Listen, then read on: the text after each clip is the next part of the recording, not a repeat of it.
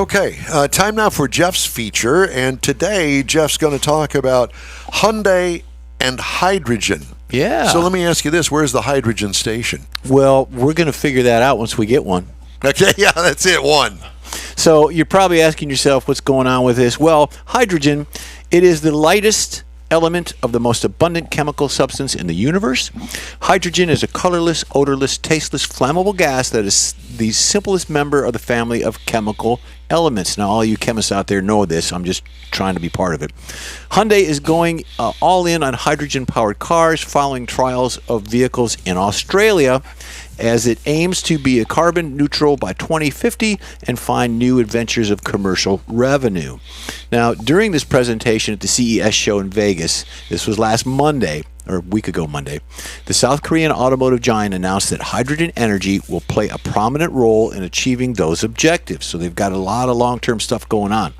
Hyundai said it will continue to find ways to add to passenger cars, trucks, buses. This will include trams or monorails, special equipment, vessels, power generators, and advanced air mobility, which I'm thinking is probably drones. They're all going to be powered by hydrogen at one point in time. Some already are. Hyundai also said that hydrogen as a fuel source makes more sense for SUVs for long-distance travel over the electrical vehicles that they're now making because of range and power.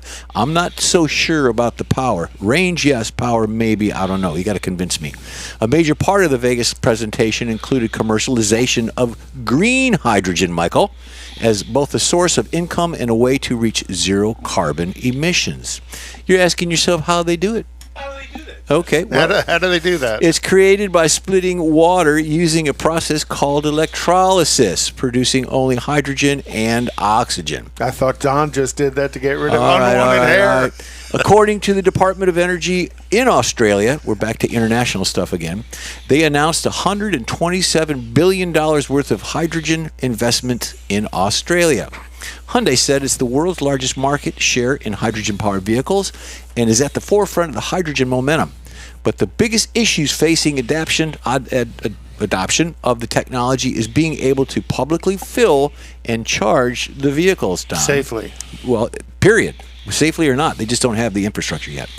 Another challenge for this adaptation is storing hydrogen. It's a challenge. The amount of energy generated is generally low, but compared to fossil fuels and the electricity, they've got to get their act together on that.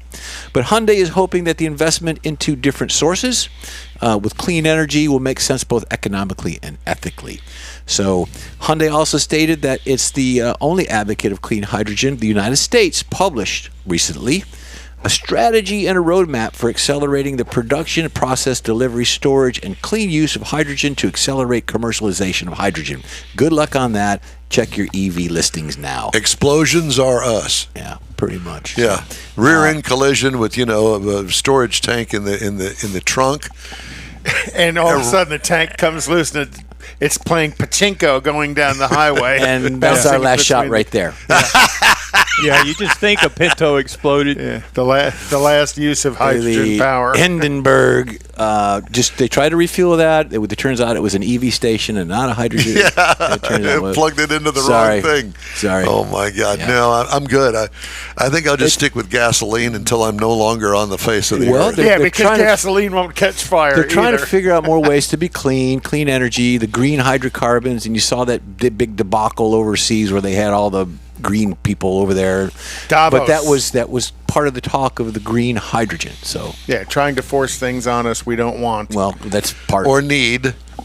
It works just fine the way that it is. Mm-hmm. Let's go spend. That they want us to have, but they won't use themselves. But the technology's there. I mean, at least they're going forward and looking at different ways. I mean, that's the whole process. There's been some other dabbling in hydrogen-powered vehicles as well. I know GM had a series of Chevy Equinoxes that ran around the Washington D.C. area. That were Forklifts, hydrogen-powered. buses are running around. There's buses in Houston that are hydrogen. Mm-hmm. You got forklifts. You've got some commercial things going Well, I on. was going to say commercially, I could see where it would be much more feasible. especially delivery vehicles and that sort of stuff, where they got to go back to the central fueling station. Right, exactly. And that's the other part of it. Where are you going to get it? The In Wheel Time Car Talk Show is available 24/7 through the iHeart Radio app. Just look for In Wheel Time Car Talk. We also video stream our 3-hour weekly show on Facebook, YouTube, and InWheelTime.com, and podcasts from your favorite podcast provider. The In Wheel Time.